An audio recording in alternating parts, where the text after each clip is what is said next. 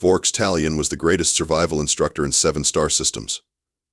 His 26 sensory appendages quivered with pride as he surveyed the new batch of trainees assembled in the Galactic Wilderness Academy's primary instruction hall. "My name," he announced, his voice amplifier set to precisely 17% above conversational volume, "is Senior Instruction Officer Vorx Tallian. You will address me as Sir, Senior Instructor, or the being who will prevent your inevitable death in the wilderness. The third option is statistically the most accurate." Not a single appendage twitched among the assembled trainees. Good. Fear was the appropriate response. Fear kept beings alive while confidence got them killed. That was Lesson 1 in the Tallian Method, a 16-volume survival curriculum that had become standard teaching across 3 galactic quadrants. The Galactic Wilderness Academy stood as the premier survival training institution for the United Systems Alliance. Carved into the face of an inhospitable moon orbiting a gas giant, its facilities replicated 97 distinct hostile environments from across known space. Its motto, engraved in 42 languages above the entrance, "Survive here, survive anywhere." Vorx's personal record was impeccable. 15 standard cycles as senior instructor with a 99.97% survival rate among his trainees. The 0.03% represented a single Melbourneian crystal pod who had, against explicit instructions, yet attempted to consume a poisonous flora specimen that precisely resembled its species' primary food source. Even Vorx couldn't protect trainees from their own stupidity, though he had certainly tried. "You have been selected because your species have demonstrated minimal survival capability," Vorx continued, his central eye stalk surveying the room while his peripheral stalks monitored individual responses. "The wilderness doesn't care about your political importance, your wealth accumulation, or your reproductive prowess. Nature is the great equalizer." This speech had been refined over 15 cycles to maximize both intimidation and inspiration. Vorx had calculated that precisely 86.2% of trainees would experience immediate respect for his authority, while the remainder would develop it within their first survival exercise. It was a perfect system. "Before we proceed, I should inform you that my qualifications include survival certification on 217 distinct planetary environments, the personal discovery of 49 emergency nutritional sources, and development of the now standard emergency shelter protocol used by all United Systems vessels." He neglected to mention his 17 commendations, 2 academic honors, and the small statue of him displayed in the Academy's Hall of Distinguished Instructors. Humility was important, after all. Besides, his reputation preceded him. The name Vorx Tallian was synonymous with survival itself. Academy Director Phil UTUT had personally assigned him this season's most challenging trainee group. Vorx had welcomed the challenge. His system was perfect, his methods refined through decades of experience. Nothing in the known universe could surprise Senior Instructor Vorx Tallian. Nothing. That is, until humans arrived at the Academy. "Humans?" Vorx's eye stalks quivered in surprise as Director Phil Ute's tentacles manipulated the holographic personnel file. "I wasn't aware they'd advanced enough for Academy consideration." "Their inclusion is primarily political." The director's voice sacs pulsated with mild irritation. "The United Systems Council believes bringing them into our training programs will accelerate their integration into galactic society." Vorx scrolled through the file with one appendage. "Only 3 specimens? That's an unusually small delegation. They're a test case. If successful, more will follow." A warning icon pulsed at the file's bottom. Vorx expanded it with a flick of his appendage. "Species note: humans demonstrate highly unpredictable problem-solving approaches and unorthodox survival tactics. Caution advised when integrating with established protocols." Vorx dismissed the warning with a derisive click from his speech orifice. "Every new species comes with warnings. Remember the Juvexians? Their file said they couldn't distinguish between food and shelter materials.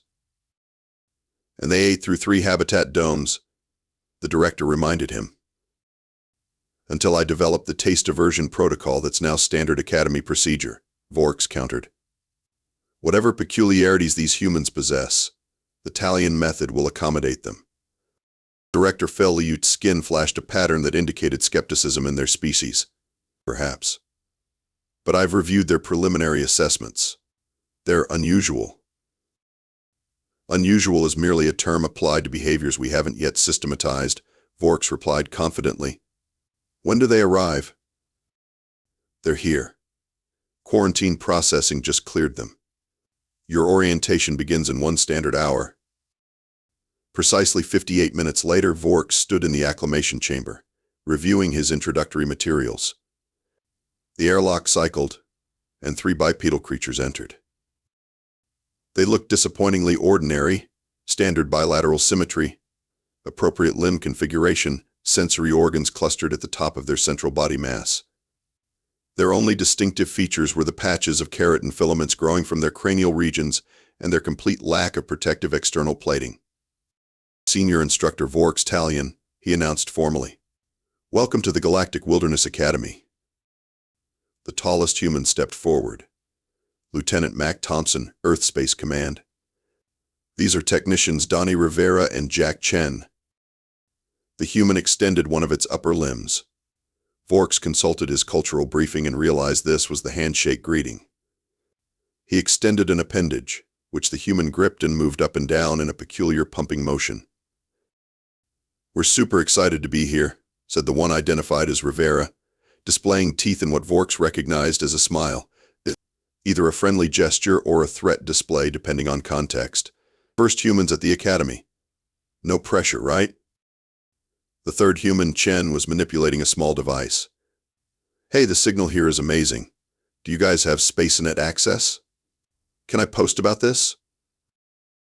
Electronic communications devices are prohibited during training, Vorx said sharply. They create dependency and undermine self-reliance. Cool, just checking, Chen said, tucking the device away with remarkable speed. We're totally here to learn the old-school survival stuff. Vorx focused his primary eye stalk on the human. The Tallian Method is not old school. It is the most advanced survival curriculum in the known galaxy. That's what he meant, Thompson interjected. We're eager to experience your methods, Senior Instructor. Vorx noted their weak physical structure, limited sensory capability, and apparent technological dependency. Their species descriptor had classified them as Class IE, moderate survival potential, but Vorx mentally downgraded them to Class E. This would be challenging, but nothing he couldn't handle. They would be ideal candidates to demonstrate the universal applicability of his methods. Orientation begins immediately, he announced. First lesson: survival basics in caustic atmospheric conditions. Please proceed to processing for environmental suit fitting. As the humans followed him, he heard Rivera whisper to Thompson, dude, he's like a cactus had a baby with an octopus. Quiet, Thompson murmured back. Show some respect. Besides, he can probably hear you. I can, Vorx confirmed without turning around. And while your description is zoologically inaccurate, your assessment of my superior auditory capabilities is correct. First survival lesson: assume all alien species can detect your communications. This assignment would be straightforward. These creatures would be molded by the Tallian Method like thousands before them. Nothing could possibly go wrong. The sulfurous swamps of Training Zone Delta 7 bubbled with noxious gases as Vorx led his 3 human trainees along the designated survival path. Their environmental suits, specially modified for human physiology, wheezed with each filtration cycle. The objective, Vorx explained through the communication system, is simple. Navigate to the extraction point 7 kilometers north while establishing 3 regulation emergency camps along the way. You have standard survival packs containing approved materials. Got it. Thompson nodded inside his helmet. Follow protocol. Reach destination. Precisely. Perhaps these humans were more adaptable than Vorx had initially assessed. The approved method for traversing acidic bog terrain is the tri-point contact system. Always maintain 3 limbs on solid ground while testing new positions with a 4th. Rivera raised a hand. Question: what about using those log things floating in the swamp as bridges? Vorx's appendages stiffened. Those aren't logs. They're dormant mephitic gas sacs. Disturbing them releases clouds of hallucinogenic spores. Oh, Rivera nodded. So definitely no jumping across them like stepping stones. Got it. Vorx felt a momentary disquiet. Why would anyone even consider such a dangerous approach? Correct. Now for your first camp establishment, select one of the designated safe zones marked on your topographic displays. 3 hours later, Vorx's assessment of human survival capabilities had dropped from concerning to catastrophic. Chen had somehow reconfigured his suit's atmospheric sampler into what he called a bog gas compass that allegedly detected denser ground by measuring methane concentration for radiance. This violation of equipment protocols should have resulted in immediate suit failure. Instead, the humans were making remarkably efficient progress. When they reached the first designated campsite, Rivera had ignored the standard shelter construction technique entirely. Instead of erecting the modular carbon fiber supports in the approved hexagonal pattern, she had suspended the shelter material between acidic-resistant vegetation in a configuration that resembled a primitive hammock. The manual clearly states all shelters must maintain zero contact with indigenous flora, Vorx pointed out. Yeah, but this way we're off the ground where all the nasty bubbling stuff is, Rivera replied. Plus, these plants are super sturdy. That's because they're carnivorous snap vines that typically consume anything touching them.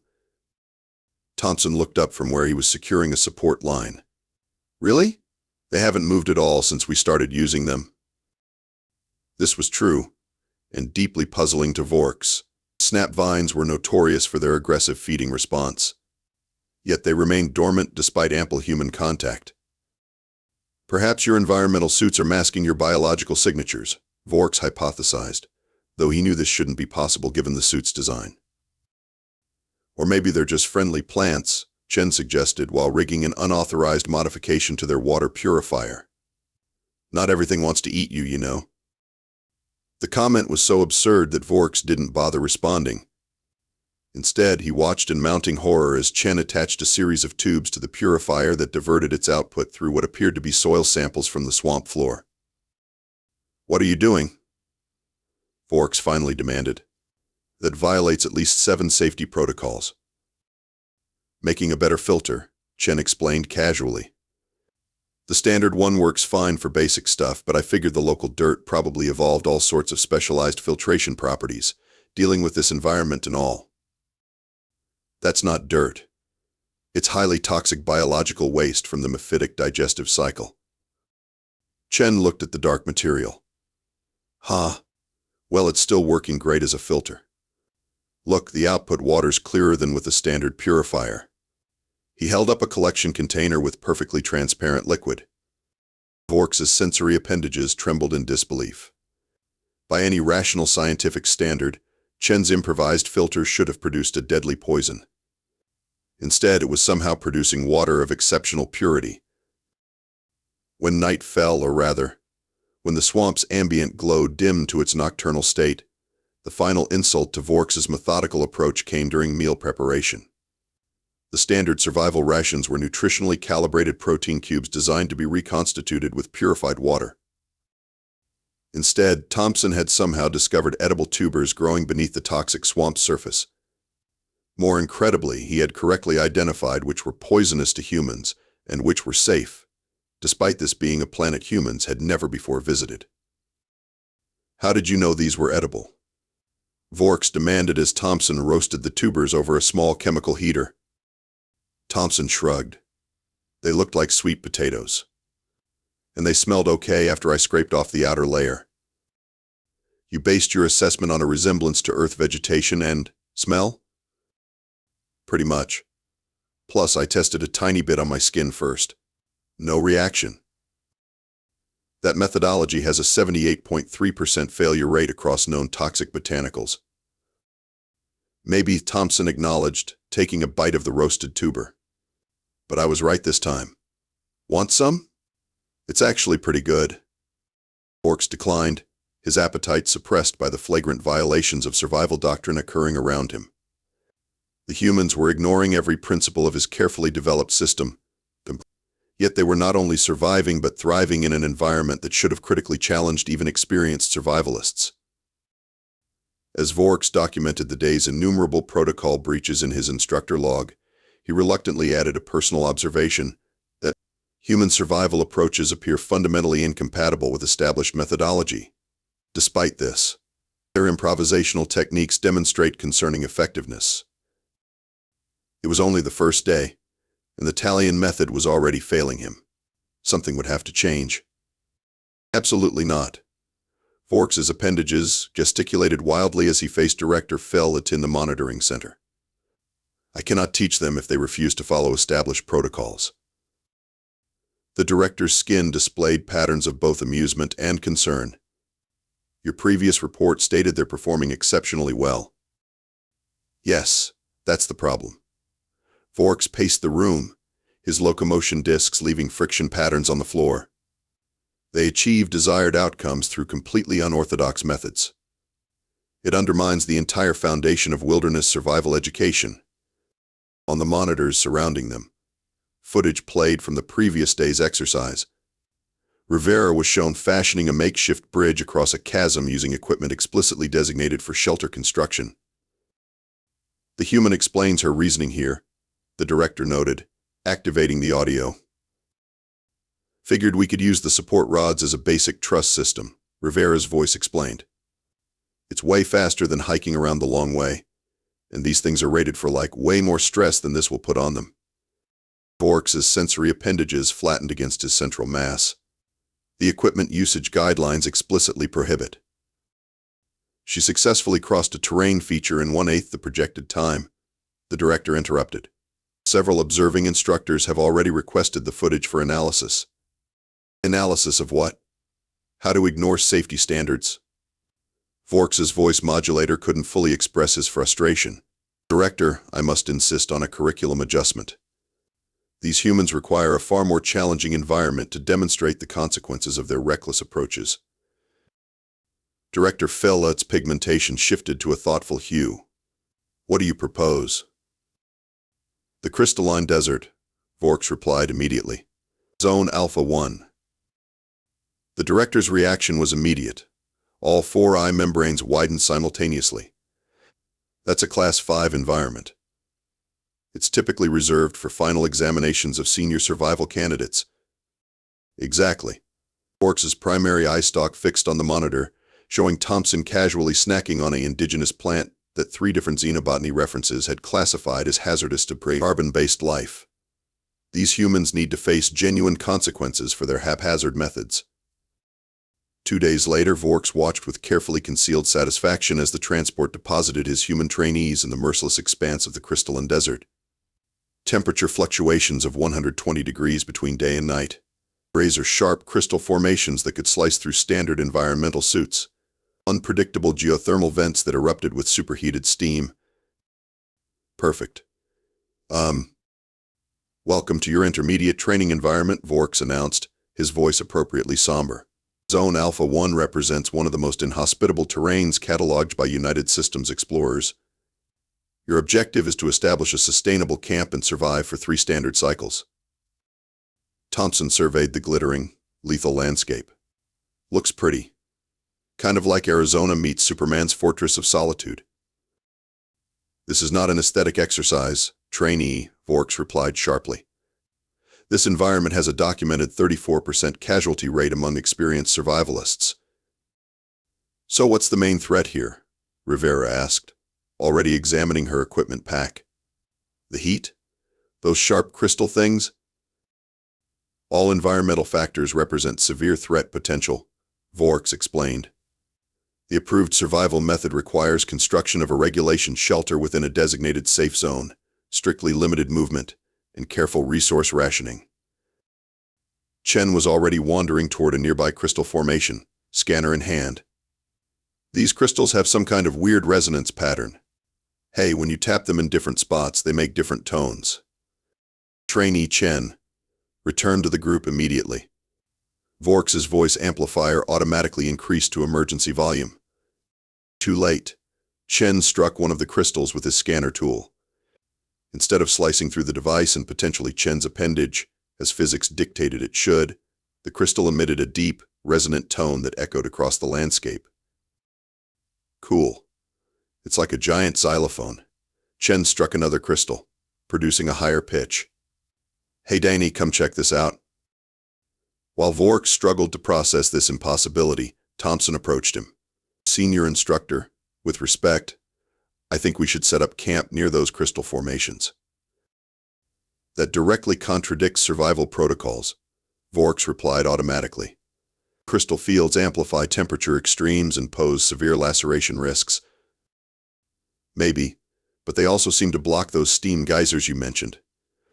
Notice how there are no eruptions in that whole section? Thompson pointed to the area where Chen was now creating what could only be described as a primitive melody by striking different crystals. Vorx's sensory appendages extended fully, gathering environmental data. Thompson was correct. The crystal field appeared to be suppressing geothermal activity in its vicinity. This correlation was not documented in any Academy research. Over the next 72 hours, Vorx documented 43 major protocol violations and 86 minor infractions. The humans had 1. Constructed a shelter by creating a lean-to against a crystal formation, violation of distance requirements for geological hazards. 2. Discovered that certain crystal harmonics repelled the desert's predatory fauna, undocumented phenomenon not included in training materials. 3. Collected water by rigging fabric from their emergency packs to capture the morning condensation on crystal surfaces, unauthorized equipment modification. 4. Created a rudimentary cooling system using crystal resonance to circulate air, violation of energy conservation protocols. Most infuriatingly, all of these improvised approaches worked. Not only were the humans surviving in an environment that should have humbled them, they were practically turning it into a recreational experience. On the third evening, as Rivera used crystals to amplify the cooking heat from their emergency heater, violation of equipment usage guidelines, Section 37B, Vorx received an urgent communication from Academy headquarters. Instructor Tallian, Director Feliute's voice contained an unmistakable note of amusement. Your human training sessions have become quite popular among the faculty. Several instructors have requested permission to observe tomorrow's exercise. Observe? Vorx's voice modulator couldn't hide his alarm. Director, these sessions are not exemplary. They're a catalog of procedural failures. And yet, the humans are not merely surviving but thriving in Zone Alpha 1, the director replied. There's considerable interest in their unconventional techniques. As Vorx terminated the communication, he noticed Thompson watching him. Problem with the bosses? The human asked. Other instructors wish to observe your methods, Vorx admitted reluctantly. Thompson nodded thoughtfully. You know, on Earth we have a saying, there's more than one way to skin a cat. Vorx's translation implant struggled momentarily. You remove the external covering of your domestic predators. It's just an expression, Thompson laughed. It means there are multiple ways to solve a problem. The Tallian method has been refined through decades of experience across hundreds of environments, Vorx replied stiffly. It represents the optimal survival approach. For most species, probably, Thompson agreed. But humans, we're kind of improvisers by nature. We see patterns differently, make connections others might miss. You ignore established safety protocols and take unnecessary risks. We call that thinking outside the box, Thompson grinned. Sometimes the quickest path to survival isn't the most obvious one. As Thompson rejoined the others, Vorx updated his instructor log with a troubling observation. Human survival methodology appears fundamentally incompatible with standardized approaches. Their success rate raises concerning questions about the universal applicability of established protocols. His professional reputation was beginning to suffer. Throughout the academy, instructors and trainees alike were discussing the humans who were making a mockery of the Tallian method. Something had to be done, and the final examination would be Vorx's last opportunity to prove the superiority of his system. The sky above planet Nix 9 boiled with electromagnetic storms as Vorx's shuttle approached the designated landing zone. This uninhabited world on the edge of charted space served as the Academy's ultimate training ground, a hostile environment requiring perfect application of survival principles. Your final examination is simple, Vorx explained to the three humans seated across from him. We will land at the primary site. You will then navigate to the extraction point 80 kilometers south, demonstrating all survival techniques you've learned throughout your training. Seems straightforward enough? Thompson nodded. Standard equipment loadout? All affirmative. Vorx's appendages manipulated the shuttle's control interfaces. I will observe but not assist. Your performance here determines your final certification level. Rivera peered through a viewport at the turbulent landscape below. Those storms look pretty intense. Any special considerations? The electromagnetic disturbances will render most electronic equipment unreliable, Vorx replied with carefully concealed satisfaction. This would finally force the humans to follow proper protocols without their inexplicable improvisations. You'll need to rely on fundamental survival methodology. Chen looked up from his datapad. So basically we're going old school. No fancy tech, just basics. The Tallian Method requires no technological crutches, Vorx confirmed as the shuttle began its descent sequence. True survival relies on knowledge and discipline, not devices. The landing approach proceeded normally until they passed through the upper atmosphere. Suddenly, warning indicators flashed across the control interface. The shuttle lurched violently to one side. Stabilizer malfunction, Vorx announced, his appendages working frantically across the controls. Unexpected electromagnetic interference pattern. Thompson leaned forward. Need help? I'm rated for emergency shuttle procedures. Remain seated, trainee. I am certified for all Academy transport. A massive jolt interrupted him as the shuttle's propulsion system failed completely. Auxiliary systems engaged automatically, slowing their descent but not enough to prevent a crash landing. Vorx calculated their survival probability at approximately 82.7%. Acceptable, but concerning. Brace for impact, he instructed calmly, demonstrating the proper three-point restraint technique from Chapter 9 of the Advanced Survival Manual. The shuttle struck the planet's surface with enough force to trigger all emergency systems. Impact cushioning foam filled the cabin, protective barriers deployed around critical areas, and automatic distress signals activated. When the vessel finally settled, tilted at a 30-degree angle against a rock formation, Vorx performed a rapid systems check. The results were catastrophic. Communication arrays destroyed. Navigation systems offline. Emergency beacon critically damaged. Life support functioning at 31% capacity. This is unfortunate, Vorx stated, his tone deliberately measured to demonstrate proper crisis management. The electromagnetic interference appears to have been significantly more severe than historical records indicated. Is everyone okay? Thompson had already freed himself from the restraint system and was checking on his fellow humans. I am functional, Vorx replied, extracting himself from the command seat. However, our situation is problematic. The Academy Monitoring Center will have registered our crash, but rescue operations will be delayed by the electromagnetic interference. Chen was examining the shuttle's damaged communication array. How delayed are we talking about? Standard protocol under these conditions estimates extraction within 14 to 17 standard cycles, Vorx replied. 2 weeks? Rivera's voice rose slightly. That's a long time to wait in a damaged shuttle. This is now a genuine survival scenario rather than a training exercise, Vorx acknowledged. However, it presents an opportunity to demonstrate the effectiveness of proper methodology. We will implement Standard Protocol 172B, Damaged Vessel Habitat Conversion.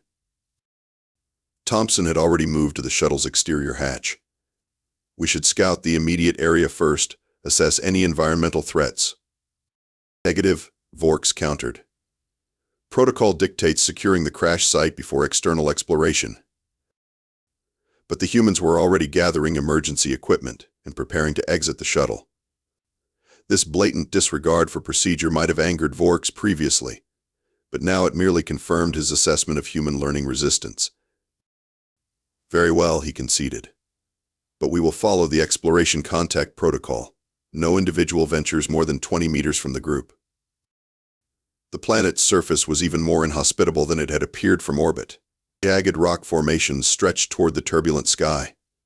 Vegetation was sparse and primarily consisted of aggressive-looking thorned growth. The air, while breathable, carried an acrid scent that indicated heightened levels of sulfur compounds. "Look at those readings," Chen said, holding up an atmospheric analyzer that somehow still functioned despite the electromagnetic interference. "The storms are creating some kind of ionization effect in the upper atmosphere. That's probably what fried our systems. The appropriate response is to return to the shuttle and implement Protocol 172B, Vorx insisted. Rivera was examining the surrounding terrain with intensity that surprised Vorx. "These rock formations aren't random. They're following some kind of pattern, like they've been shaped by something." "Irrelevant to our survival needs," Vorx replied, though he found himself curious about her observation. Thompson had climbed atop a nearby rock formation. "There's some kind of structure about 2 kilometers south. Doesn't look natural." "Impossible," Vorx stated flatly. "Nix 9 is uninhabited according to all survey data." Yet when Vorx climbed up beside Thompson, his superior visual receptors confirmed the human's assessment. Something distinctly artificial protruded from the landscape, angular and symmetrical, in a way natural formations rarely achieved. "Could be an old research station," Thompson suggested. "Or maybe a crashed ship like ours." "Either way, it might have supplies or working communications," Chen added. "Protocol explicitly prohibits," Vorx began, but stopped himself. The truth was, standard protocol for this situation offered poor survival odds given the damage to their shuttle. As much as it pained his professional pride to admit it, the human suggestion had merit. "We will investigate," he conceded, "but with extreme caution and proper formation." As they trekked toward the mysterious structure, the electromagnetic storm intensified overhead. Vorx's remaining functional equipment began failing, one device after another. Soon, only the human's strangely resilient tools continued working, modified in ways that violated basic engineering principles but somehow remained operational. "The structure appears to be an abandoned mining facility," Vorx observed as they drew closer, likely from early exploration efforts before the planet was classified as unsuitable for colonization. "Look at those power collection arrays," Chen pointed to what remained of large solar panels. "They're positioned to maximize exposure during electromagnetic storms, not normal sunlight." "That doesn't make sense," Vorx replied. "Electromagnetic storms disrupt power systems. They don't enhance them." "Unless that was the point," Thompson said slowly. "What if this facility was designed to harness the storms themselves?" Rivera was already moving toward what appeared to be a main entrance. Only one way to find out. Trainee Rivera. Protocol requires a full perimeter assessment before. But she had already bypassed the deteriorated security system and pushed open a heavy door that should have been impossible for a human to move without mechanical assistance. Inside, they discovered a facility that had clearly been abandoned for decades. Dust-covered sophisticated equipment whose purpose Vorx couldn't immediately identify. Most surprisingly, minimal structural damage was evident despite the harsh environment outside. "Look at this," Chen called from a console he'd somehow activated despite the lack of obvious power sources. This place was designed to channel the electromagnetic storms through some kind of conversion system. "For what purpose?" Vorx asked, professional curiosity temporarily overriding his insistence on protocol. "Energy collection," Thompson suggested, examining machinery that resembled no standard power generation system Vorx had ever encountered. They were experimenting with harnessing the storm energy. "And it looks like they succeeded," Rivera added, activating another console. "According to these logs, they managed to create a self-sustaining power system that actually feeds off electromagnetic interference." "That's theoretically impossible," Vorx stated, though the evidence before him suggested otherwise. "Impossible but working," Chen grinned, manipulating controls with surprising familiarity. "And I think I can get the communications array online." As the humans worked with inexplicable efficiency, Vorx found himself in the uncomfortable position of having nothing to contribute. His extensive training had not prepared him for this specific scenario, adapting alien technology of unknown design during a survival crisis. Yet the humans moved with confident purpose, as if they encountered such situations regularly. Got it, Chen announced several hours later. Communications restored, though the signal won't penetrate the storm at full strength. That's where these come in. Rivera had dismantled part of the facility's external array. They were designed to transmit during storms. We just need to reconfigure our emergency beacon to use their transmission protocols. That would require completely rebuilding the signaling matrix, Vorx objected. The technical complexity is actually pretty straightforward if you look at it right, Thompson interrupted, already connecting components with Rivera's assistance. The principles are similar to old Earth radio systems designed to broadcast through ionospheric disturbances. Within 6 hours, approximately 1/4 of the time Vorx would have calculated necessary, the humans had established communication with an Academy rescue vessel, but repurposed the facility's dormant systems to broadcast a powerful location signal, and even restored basic life support functions to create a viable shelter, all without following a single standard protocol. As the rescue shuttle broke through the turbulent atmosphere the following day, Vorx found himself in the unprecedented position of having been rendered entirely superfluous to a survival situation. The humans had not merely survived, they had mastered an environment and technology that his extensive training had left him unprepared for. Rescue approaching, he announced unnecessarily as the humans were already greeting the incoming vessel with impromptu signal lights fashioned from the facility's power systems. Pretty good for a final exam here? Chen grinned, patting Vorx on what approximately corresponded to a shoulder on his physiology. You did not follow protocols, Vorx stated, though without his previous conviction. No, Thompson agreed. We followed something better: adaptability. Sometimes the best survival tool isn't a protocol, but the ability to forget the protocol when something better comes along. As the rescue shuttle landed, Vorx made a final entry in his instructor log. The most dangerous survival situation may be one where we are so committed to established methods that we cannot recognize superior alternatives when they present themselves. It was, perhaps, the most radical thought he had ever documented. The grand hall of the Galactic Wilderness Academy buzzed with conversation as graduates assembled for the certification ceremony. At the front of the chamber, Director Phil Utskin displayed ceremonial patterns of pride and accomplishment as their voice sacs resonated with formal welcome tones. Vorx Tallian stood at precise parade rest position, his appendages arranged in the formal configuration appropriate for senior instructional staff. His position on the dais was now flanked by 2 additional chairs, an accommodation for the bipedal humans who would join him for the presentation. Distinguished guests, Academy staff, and graduates, Director Phil Ut began. Today we celebrate not only the completion of another successful training cycle, but also a significant evolution in our understanding of survival methodology. But Vorx's sensory appendages detected the slight emphasis on evolution, a pointed reference to the extensive curriculum revisions that had followed the human training program. For 15 cycles, the Academy has relied upon the Tallian Method as the foundation of our survival instruction, the director continued.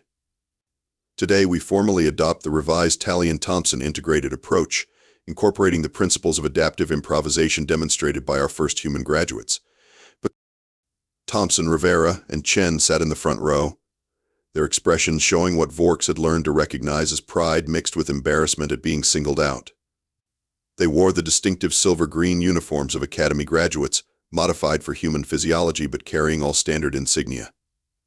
Senior Instructor Tallian, please join me to present the certifications. Vorx moved forward with practiced precision, his locomotion discs gliding soundlessly across the polished floor. Once, this ceremony had been purely procedural for him, the formal conclusion to a predictable training process. Now he felt an unfamiliar sensation his translator implant struggled to define before settling on humility. Technician Jack Chen, Director Phil Ut announced, graduate with distinction in environmental adaptation and resource utilization. Chen bounded onto the stage with characteristic energy that still made Vorx's appendages twitch reflexively. Your innovative approaches to equipment modification and environmental interaction have been documented in 27 instructional supplements, Vorx stated. presenting the certification cube that would officially register Chen's qualifications across United Systems databases. The Academy particularly notes your development of crystal resonance techniques now incorporated into standard training. Thanks, Instructor Vorx, Chen grinned, accepting the cube. Though I still think we should call it crystal jamming in the manual. Sounds cooler. Vorx had learned not to respond to such comments. Humans employed humor in contexts that continued to bewilder him. Technician Dani Rivera, graduate with highest honors in structural engineering and survival construction. Rivera ascended to the stage with more composure than